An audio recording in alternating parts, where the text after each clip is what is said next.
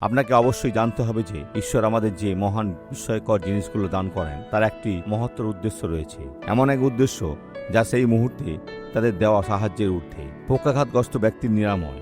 আজ সেই সাক্ষ্য গ্রহণ করে তা বিশ্বব্যাপী ছড়িয়ে দেওয়ার এই সহজলভ্যতার সুযোগে আপনার তা করা উচিত। দেখুন দেখুন কিভাবে ঘটল। ডক্টর সোয়ারেস বৈঠকে সেই পক্ষাঘাতগ্রস্ত ব্যক্তির আরোগ্য লাভ। কারণ পৃথিবীর মানুষ অন্যায় কাজ করছে। কখনো কখনো তারা আমার ছবি নিয়ে সেটা কৃত্রিম বুদ্ধিমত্তায় বসিয়ে এমনভাবে দেখায় যেন আমি পণ্য বিক্রি করছি। আমি কিছুই বিক্রি করছি না। আমি কখনো এমন কাজ করিনি। কিন্তু আমরা এর বিপরীতটা করি না। এমনকি এই সব লোকেরাও।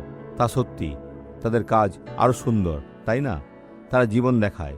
প্রভু ঈশ্বরের বাক্য বলে জিওসিও 4:24, যেন পৃথিবীর সমস্ত জাতি জানতে পারে যে সদাপ্রভুর হস্ত, তিনি কেন সুপসাগর ও জর্দন নদী শুকিয়ে দিলেন, যাতে তারা জানতে পারে বলবান এবং তাহারা যেন সর্বদা তোমার ঈশ্বরের সদাপ্রভুর ভয় করে। হে আমার ভাতৃগণ, তাদের অবশ্যই ভয় করতে হবে এবং আমাদেরও প্রভুকে সম্মান করতে হবে। আসুন এখন প্রার্থনা করি। পিতা, আমরা এই ব্যক্তির জন্য আর্তনাদ করি।